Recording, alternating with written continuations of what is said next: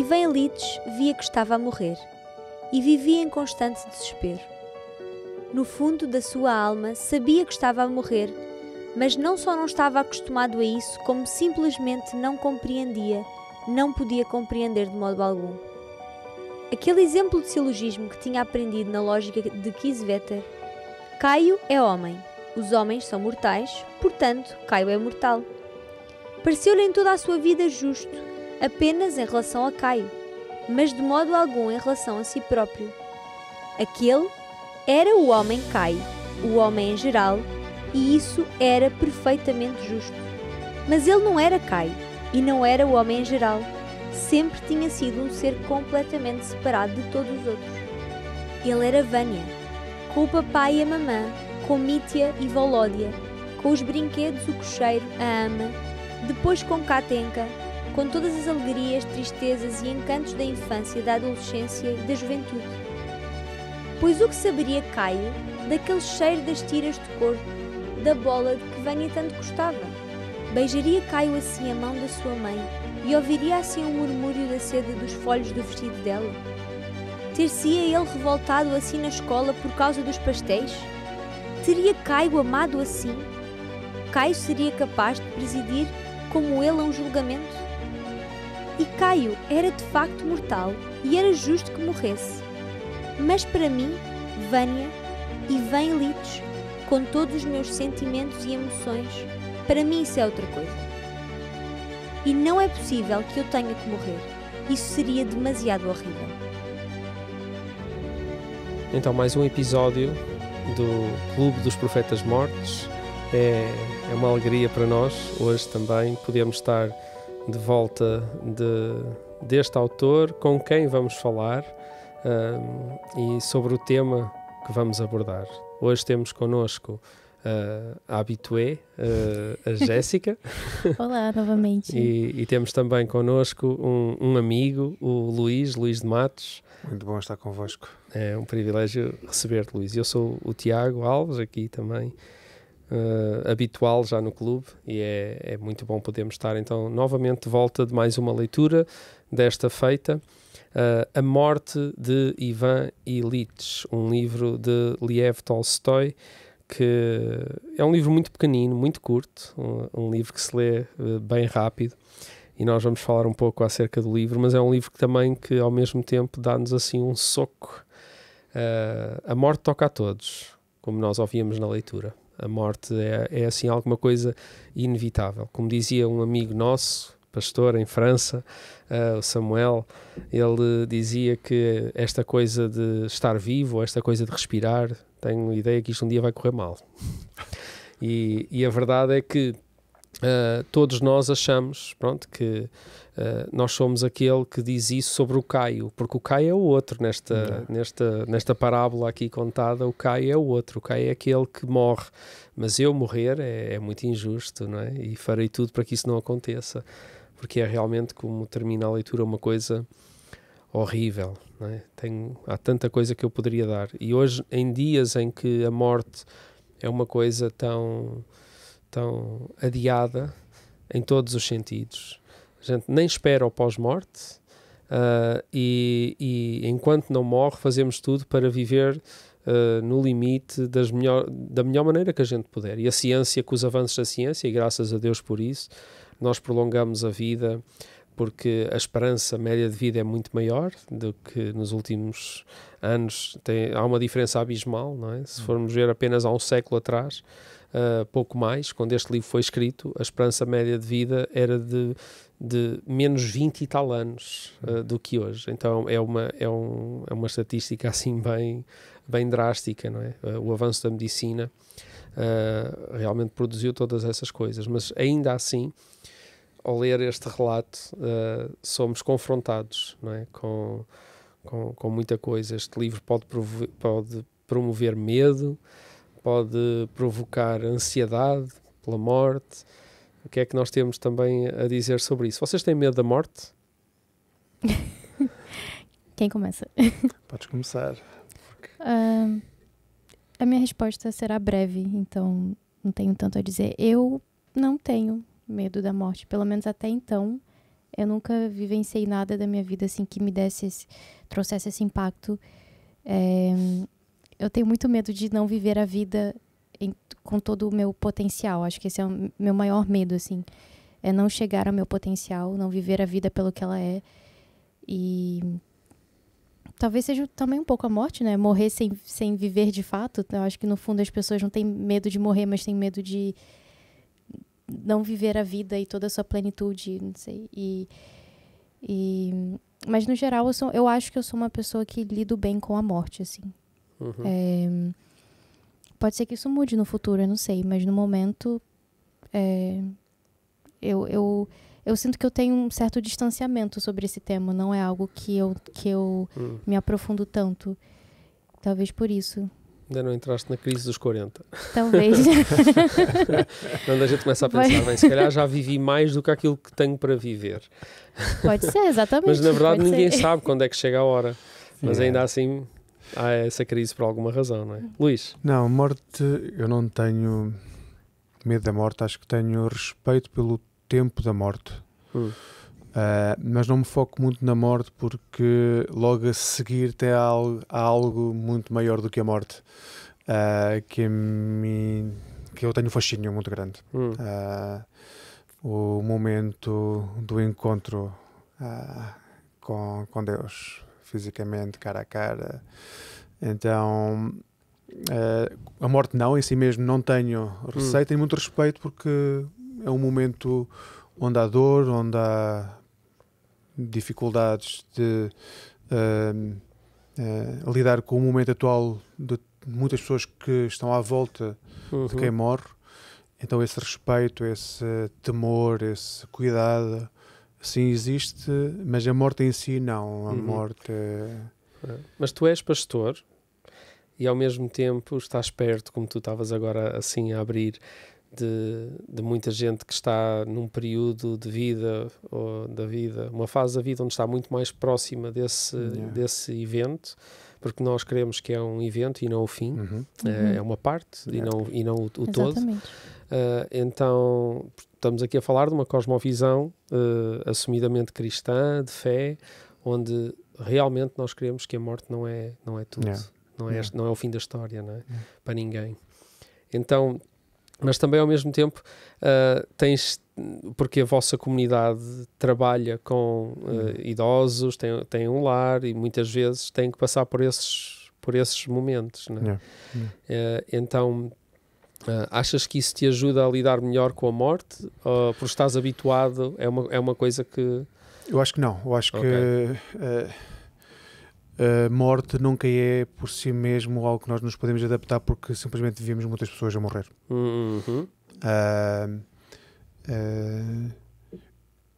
O que mais me aproximou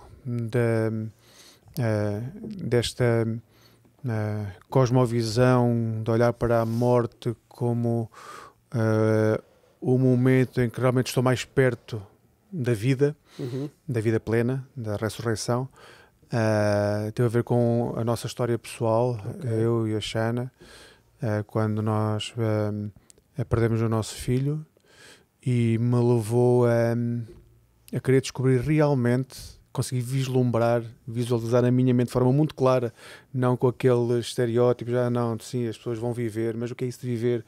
Onde? Como? Então procurar de forma muito clara na Bíblia, como é que pode ser? E tenho que vos dizer que sou muito tendencioso, porque não sei, não consigo garantir a ninguém que vai ser assim, mas eu tenho a visão. Eu tenho essa visão, eu tenho essa imagem. Falando assim disso ainda, só porque nós também queremos focar-nos aqui em muita coisa boa que o livro tem para nos trazer, ou que é tão má e tão horrível, que também provoca coisas boas em nós. Eu também perdi um filho. Tu sabes, não é? Eu tive o nosso segundo filho, o Pedro, ele viveu 3 dias, portanto era um bebê que nasceu cedo demais. Tivemos assim também, foi assim um momento duro na nossa história e tivemos que lidar com uma perda de perto. Não é que a gente não tivesse lidado com outros momentos dessa natureza, até na igreja, já tinha feito alguns funerais, já tinha estado perto de muita gente que tinha perdido familiares, Eu próprio, na minha família, algumas pessoas foram partindo, mas assim, uma coisa é uma coisa e outra coisa é ser alguém como um filho, não é? É uma experiência diferente. Isto é difícil, o que eu te vou perguntar, mas porque até põe em causa a nossa fé. Porque há muita gente que diz que a fé é tipo um utensílio para nós lidarmos somente melhor com coisas que a gente não tem resposta. Portanto, isto é uma das grandes perguntas, é uma pergunta complexa, nomeadamente quando uma pessoa perde um bebê, um filho, ou um familiar muito próximo. Tu achas que a fé pode servir só para isso? Ou seja, que é uma boa desculpa para alguém dizer que essa é a única razão para nós termos fé? Não, acho que essa é uma má razão para termos fé. Eu acho que essa é uma boa razão para termos esperança. Na esperança nós não nos deixamos envolver pela dor do tempo presente, sabendo que temos que passar por ela para atingir algo maior. A fé é crer em algo que está fora de nós. Crer não é tanto olharmos para nós mesmos, para a nossa dor e para o nosso sofrimento, mas naquilo que aquele que está fora de nós é e que nós podemos vir a ser nele.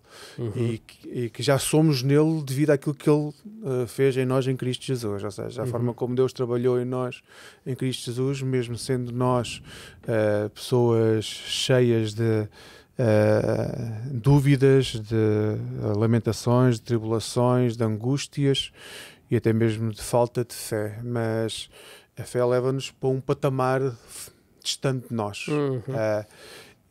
E eu acho que é firmar a fé simplesmente como se fosse um remédio para curarmos a nossa dor. Bem, na realidade, quando nós passamos por isso, eu e a Xana, tivemos pessoas que nos disseram pois, se houvesse um bocadinho mais de fé, a coisa tinha corrido de forma diferente.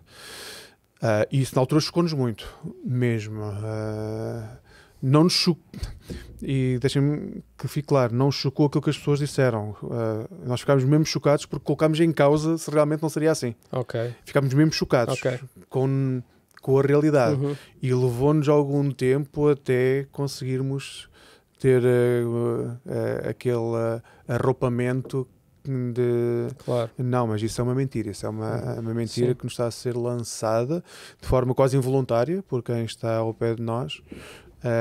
Mas é uma mentira. Esse não é o Deus em quem nós queremos. Sim. Há que pôr isso em ordem, sem dúvida. Claro. Sim. E às vezes precisamos de tempo. Sim. A fé não é só consolo e ao mesmo tempo, mas quando alguém passa por uma coisa destas, é normal haver muita gente que não sabe como... Ninguém sabe lidar a 100% com a morte nesse sentido. Então às vezes ouvimos coisas que até podem vir de uma boa intenção de alguém querer consolar ou trazer alguma coisa, mas há muita coisa que se ouve nestes momentos que é muito inoportuna, não é? E acho que aprender a estar calado, em silêncio, abraçar, acolher a dor, estar presente, acolher por acolher, sem ter que apresentar uma solução, não é? Porque a fé é realmente alguma coisa que a gente não vê, mas porque tem esperança. E ainda por cima é alguma coisa que também não depende de nós. O Senhor vai nos dando fé para nós podermos viver os momentos, mesmo que não esteja tudo claro. Mas parece que muitas das vezes a proposta de alguém que tenha fé é vir trazer a fé numa perspectiva quadrada, de solução, utilitarista.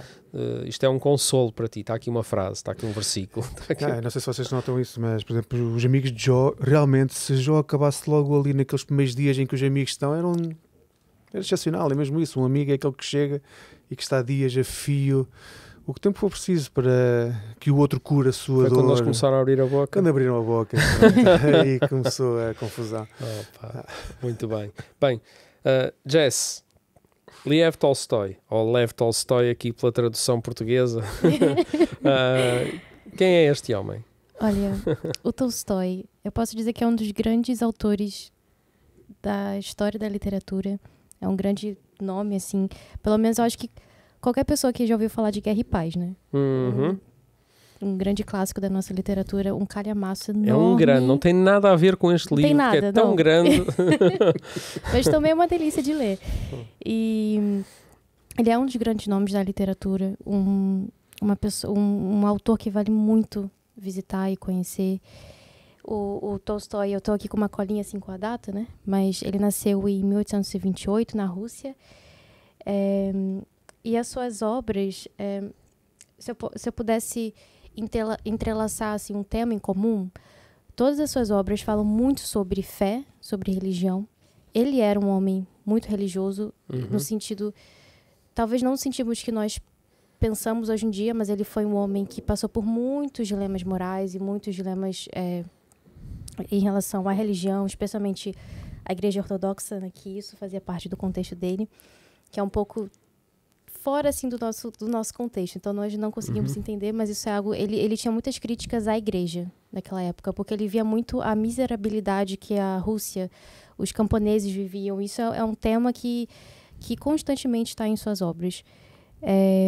Ele fala muito sobre esse despertar espiritual que os protagonistas das histórias dele passam.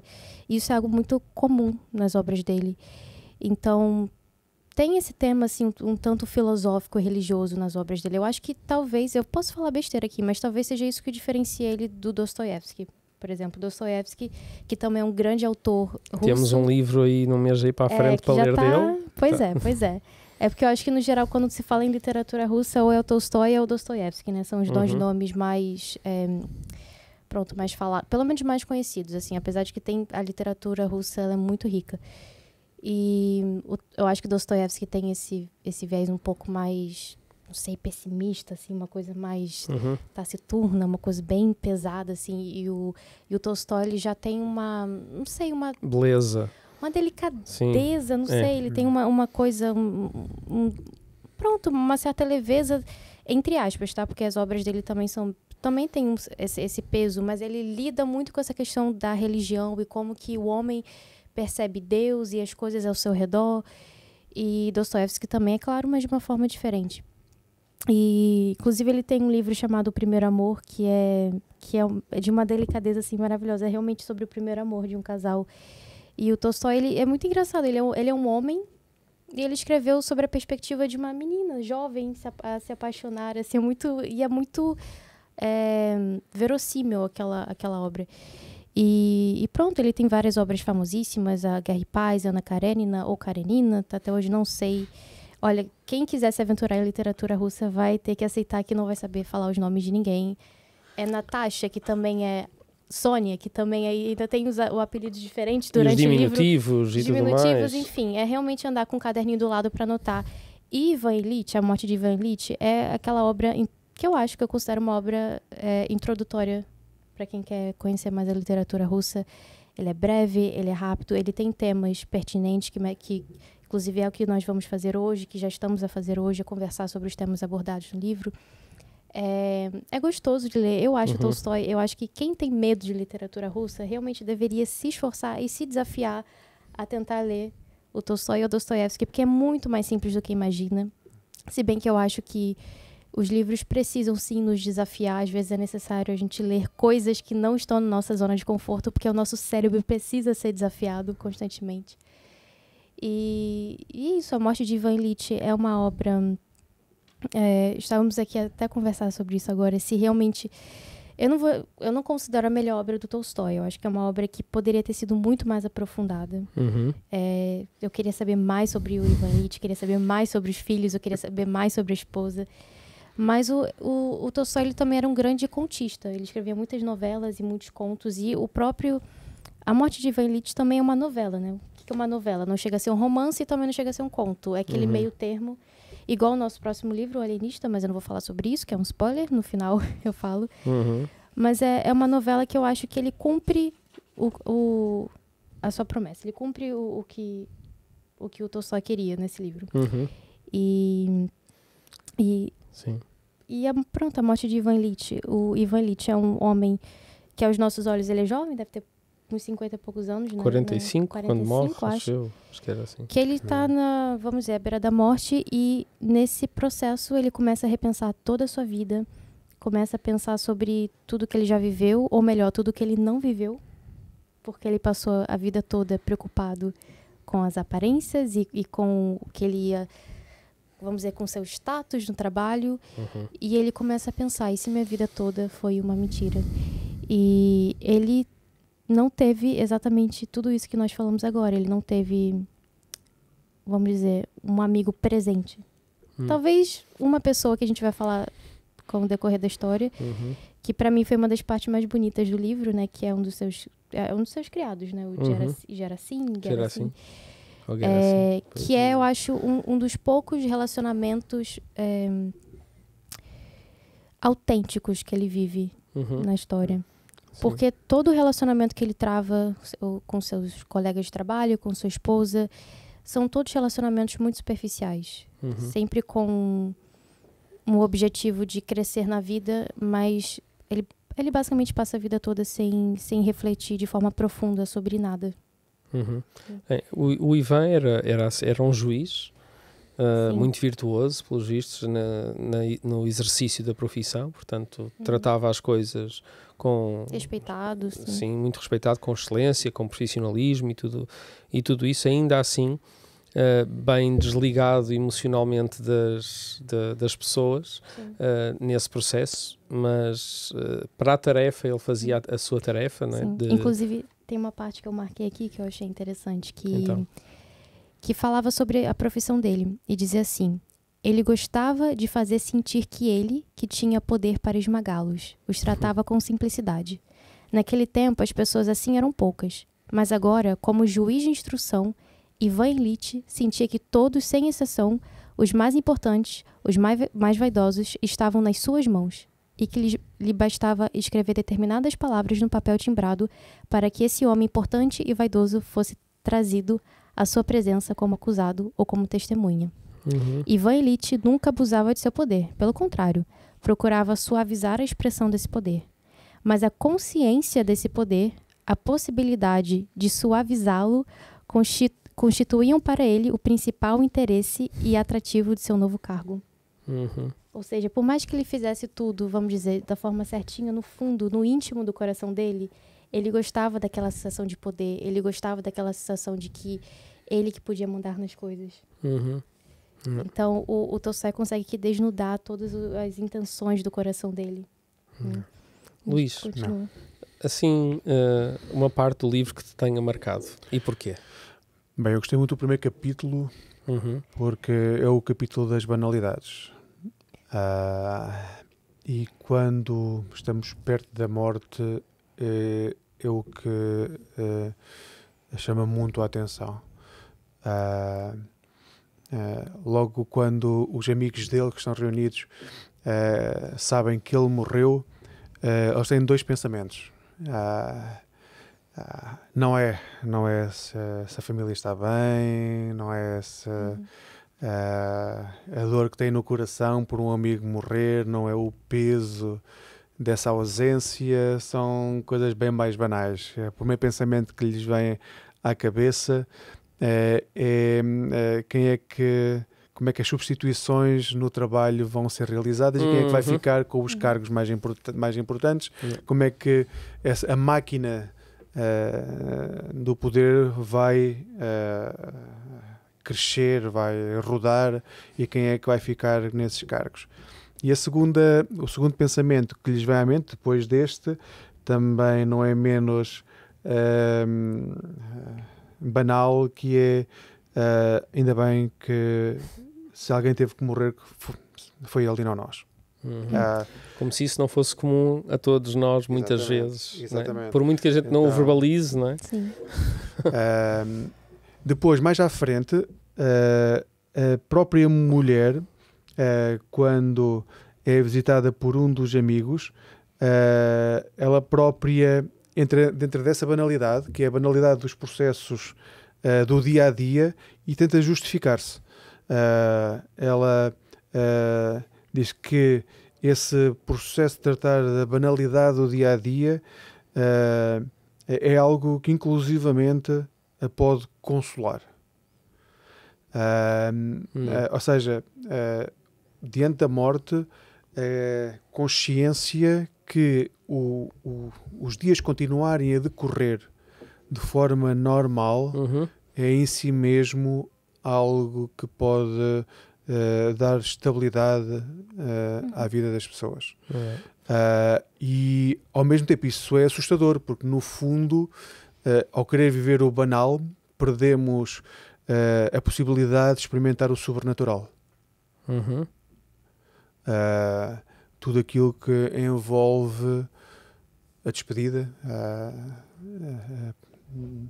a saudade que pode habitar dentro de nós, a forma como nós podemos chorar, rasgar o coração. Naqueles momentos parece que o mais importante é tratar de tudo o que está à volta, e se formos ver nos dias de hoje provavelmente não é muito diferente. Quando alguém morre tem que se tratar com a funerária, tem que se tratar uma data de processos legais, e só depois de tudo isso passar, que gasta também. Quando há dinheiro, então isso é quase quem é o primeiro a quebrar o silêncio. E só depois, muito mais tarde, eu digo já no dia do funeral, quando é algo que que eu tenho mesmo reverência por esse momento, não é no dia da morte, não é até o dia do funeral, é no dia do funeral, quando as pessoas que realmente amavam aquela pessoa chegam a casa e vão encontrar o vazio.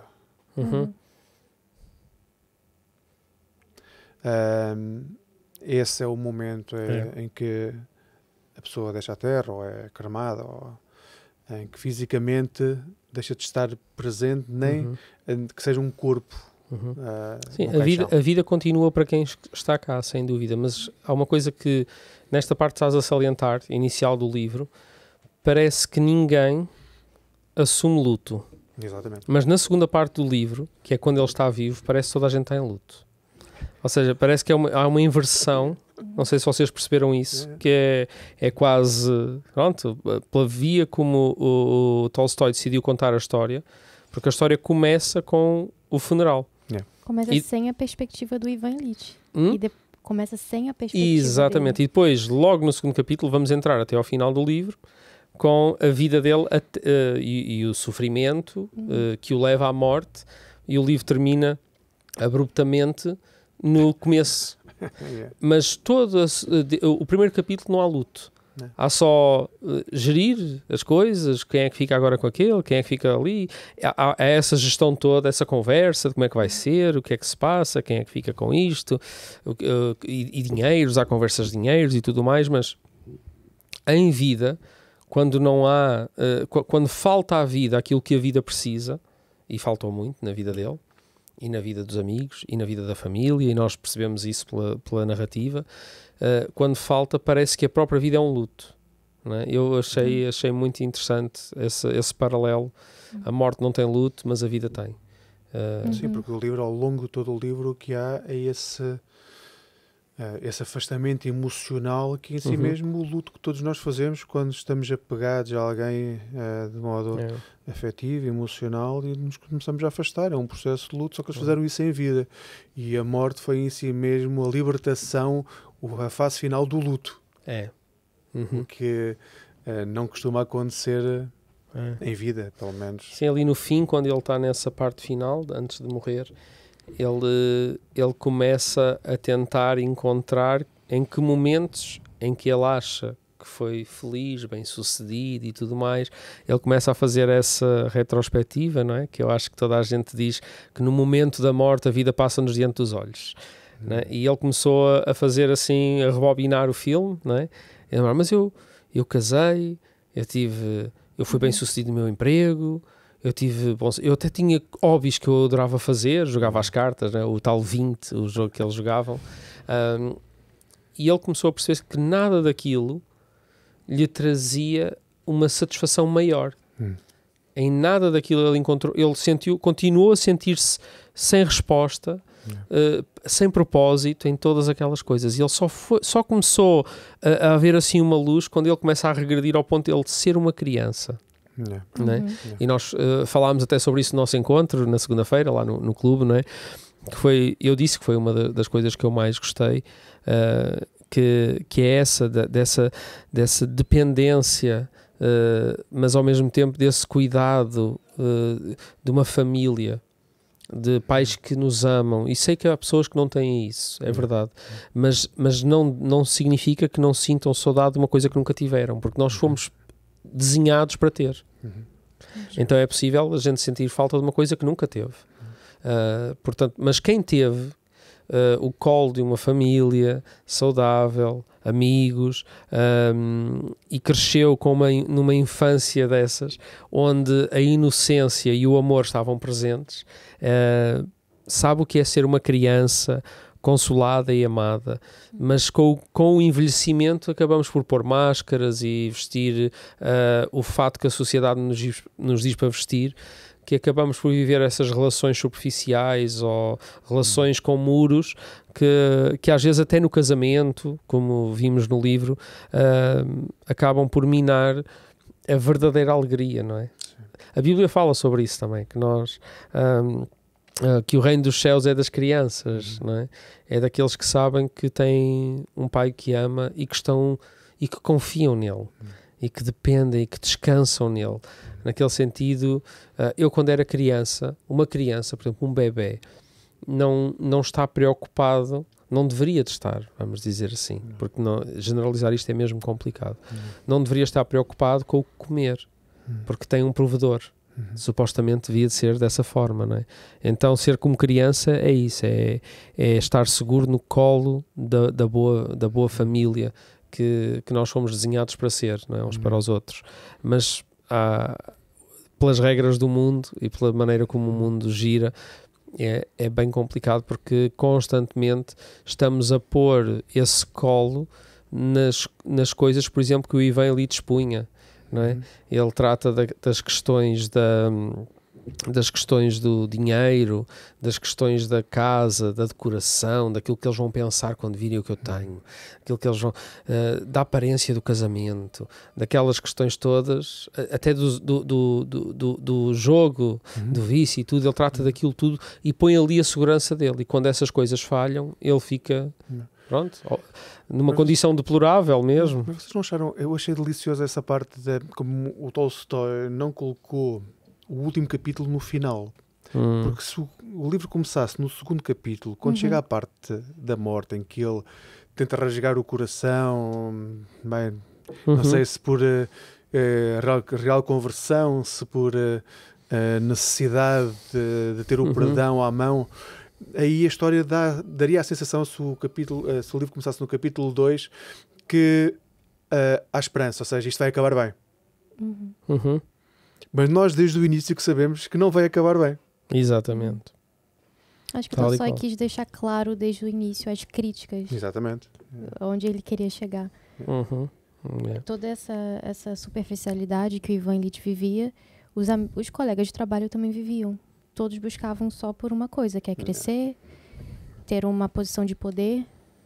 E é isso, você vê o próprio casamento. Até a escolha da esposa foi uma escolha banal. Ele olhou para ela e pensou, ela é ok, ela é uma pessoa que tem uma boa posição na sociedade e tudo bem, ela quer casar comigo, então vamos lá, por que não? Eu acho que tem uma parte que ele se pergunta isso, por que não se casar com ela? Ou seja, imagina, se casar com uma pessoa perguntando-se por que não.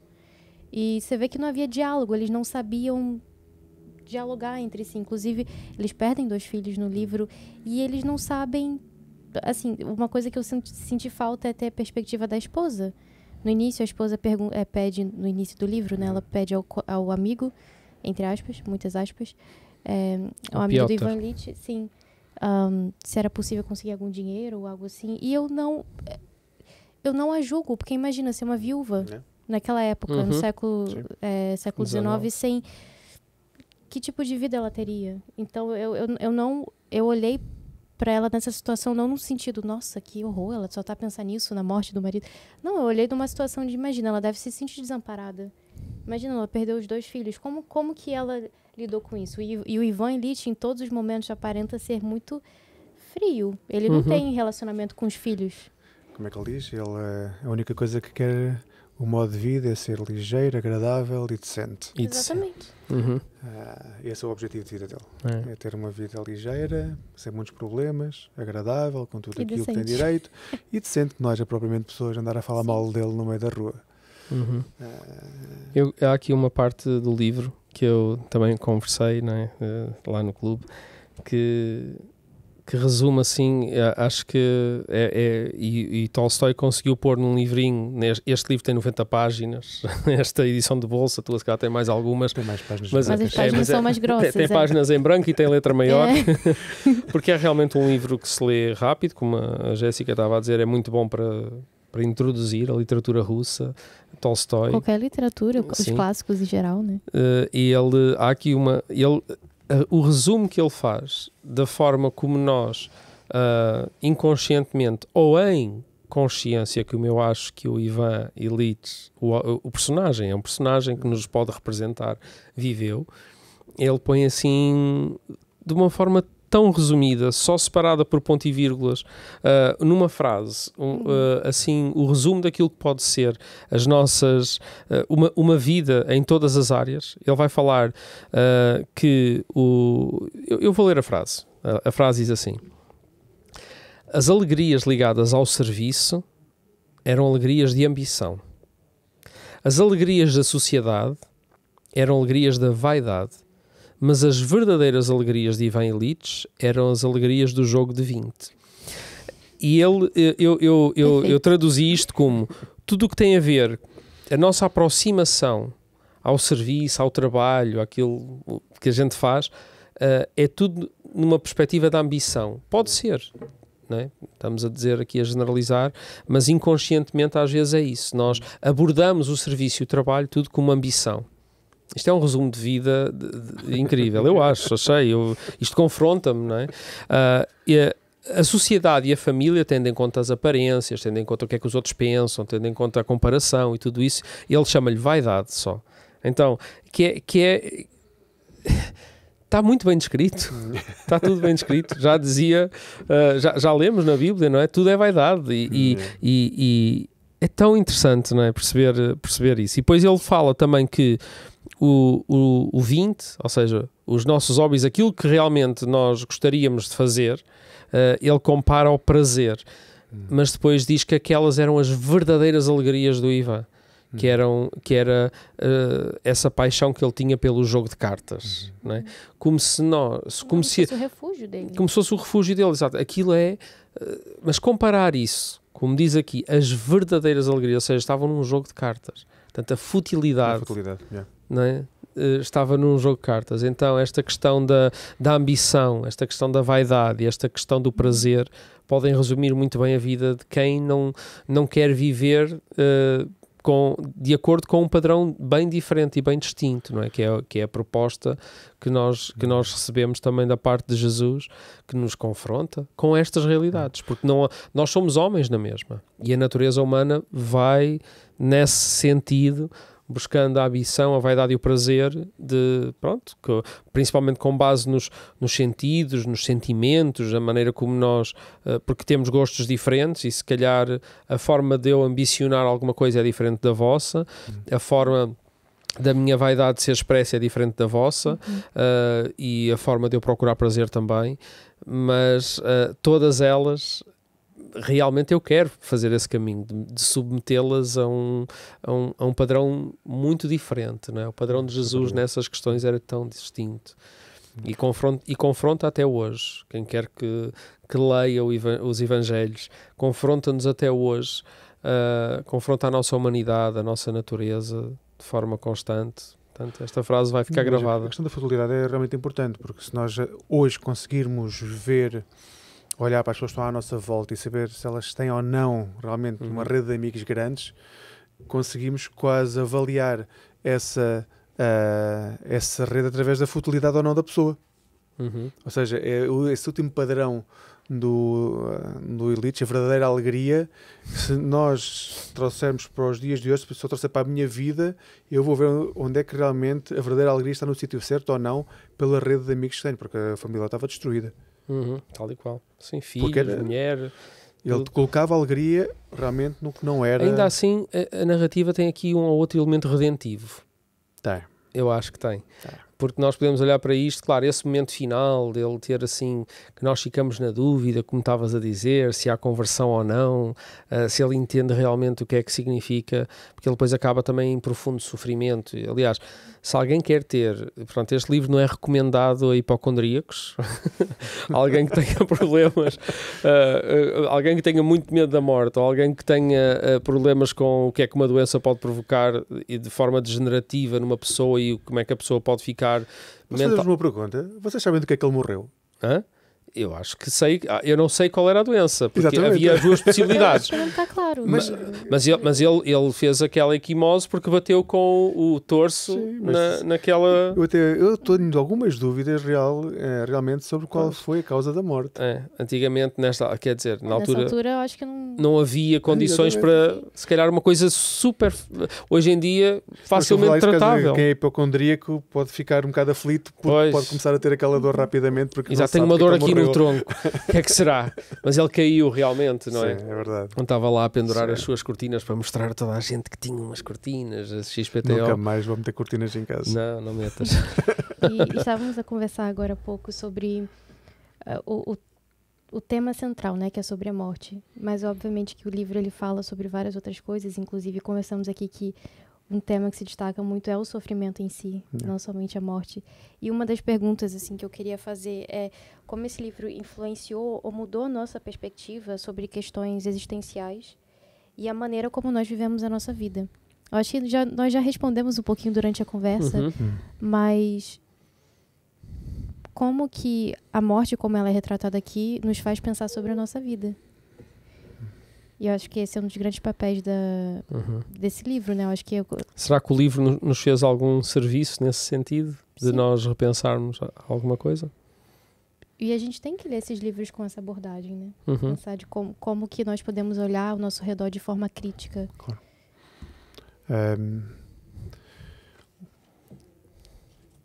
Quando eu leio, seja que livro for, essa tentativa de adaptar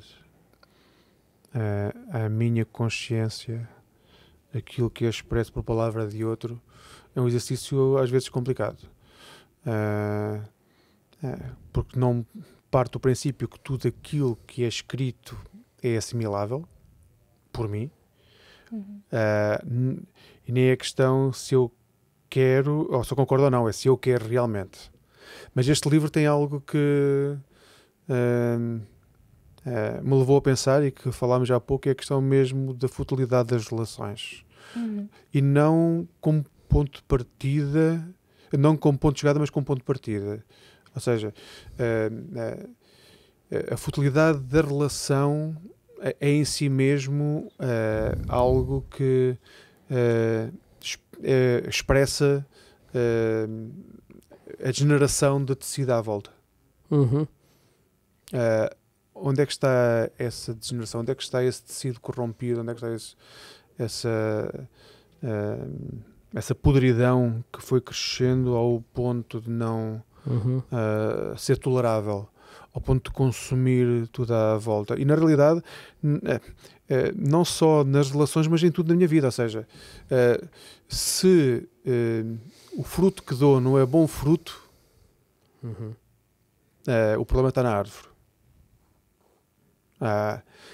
E realmente isso é um tema que tem sido ao longo dos últimos meses, 2, 3 anos, muito recorrente para mim, que é como é que aquilo que eu faço manifesta verdadeiramente aquilo em que eu creio.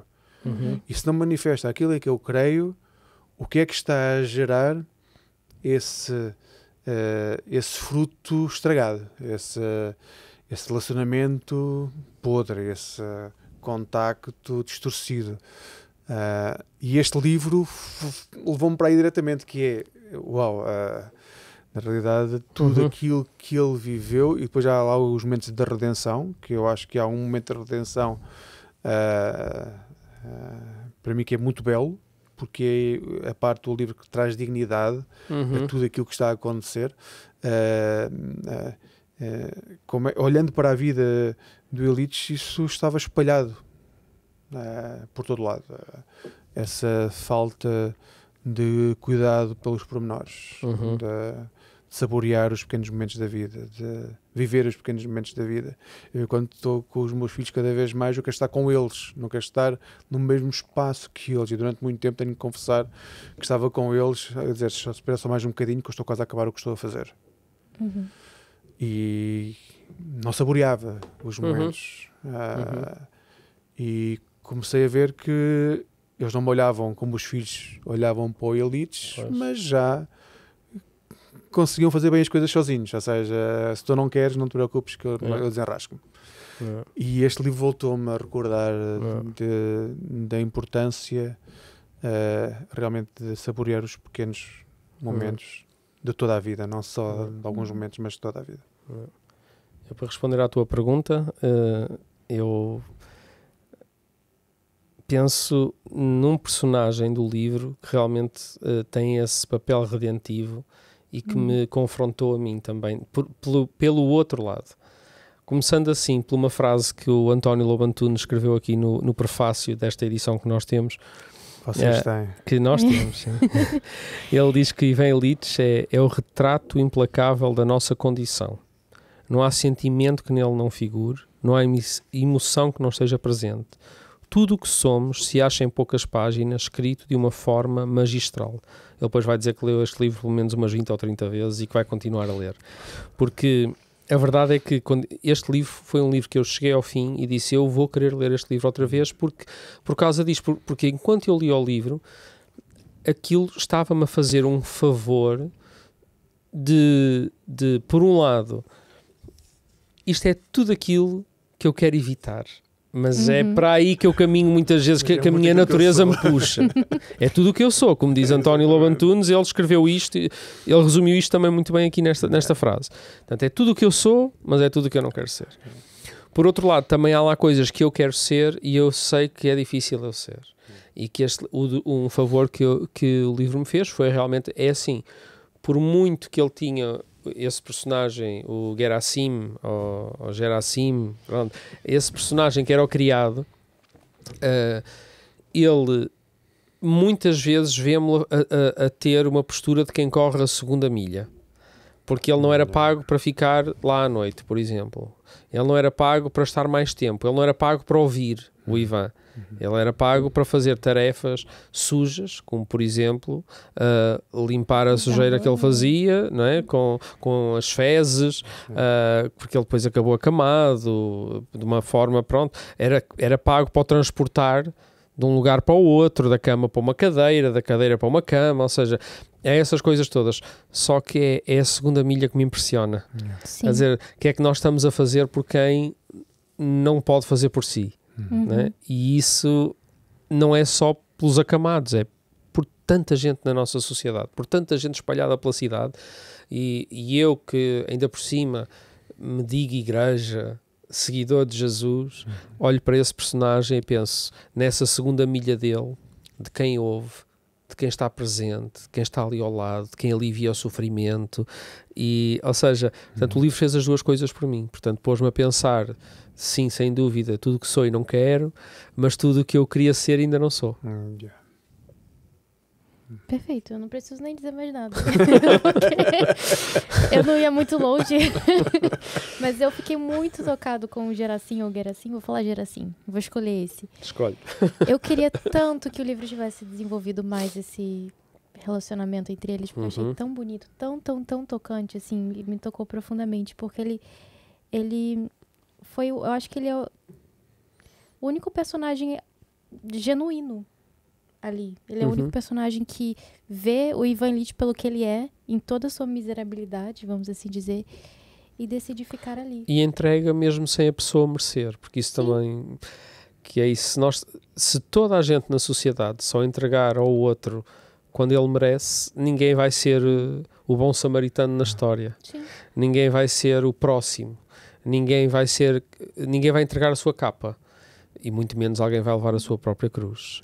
Então, se nós só fizermos por quem merecer, porque Jesus veio fazer por quem não merecia, não é? Por quem não não poderia retribuir da mesma maneira.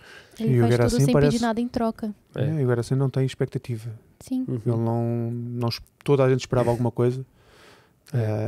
Não era família, Exato. não era... O testamento não estava no nome dele. Não era ele Pelo que menos queria, não era ele que queria ocupar o cargo dele. Exatamente. Então, é isso.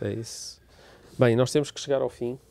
E eu, Jess, vou-te só pedir que tu nos Sim. fales, faças aí um teaserzinho sobre próximo a leitura livro. que já está em ação para o próximo mês. Olha, estou muito, muito, muito feliz de falar que o próximo livro será O Alienista, do Machado de Assis. Uhum. Como já falamos aqui, todo mês tentamos trocar e falar de algum tema diferente, então também tentamos dar uma passeada pelo mundo e tentar autores diferentes, é uma das nossas propostas. E eu Vamos falei, da Rússia ao Brasil? Vamos, sim, exatamente. Saímos da Rússia, agora vamos ao Brasil, e eu falei, não, temos que ler Machado de Assis, que é um dos grandes autores da literatura brasileira. Uhum. E pronto, isso não é minha opinião, eu acho que é fato, isso é fato. O Machado de Assis é, pronto, inacreditável. E O Alienista também é uma novela. Eu sei que, pronto, as pessoas falam que é romance, não, para mim é uma novela, é um livro super pequeno. Aqui nessa minha edição tem 108 páginas, rápido de ler. Uhum. É uma história, para mim, deliciosa. Eu confesso que eu adoro ler o Machado, eu acho uma delícia. Eu adoro ler qualquer coisa do século XVIII, XVII, a formalidade, eu acho muito, não sei, eu acho prazeroso demais. E é um livro que vai falar um pouco sobre a loucura. Uhum. E eu não vou falar muito mais, né? Porque quero instigar vocês a lerem. E também uma das nossas propostas aqui do Clube do Livro é exatamente desafiá-los a lerem livros que possam fazer você sair da zona de conforto, conhecer outros autores e livros que realmente possam desafiá-los, é isso. Uhum. Então, é isso. O Alienista, do Machado de Assis, e o nosso próximo encontro, Dia 24. exatamente, 24 de junho. Uhum. Às 8h30, aqui no espaço da Casa da Cidade. Perfeito. É isso, Espero então? vê-los lá. É isso. Este foi o nosso Clube dos Profetas Mortos. Mais um episódio. Vemo-nos no próximo. Obrigado, Luís. E Obrigado, por estares connosco também. Muito bom estar convosco. Até à próxima. Até a próxima!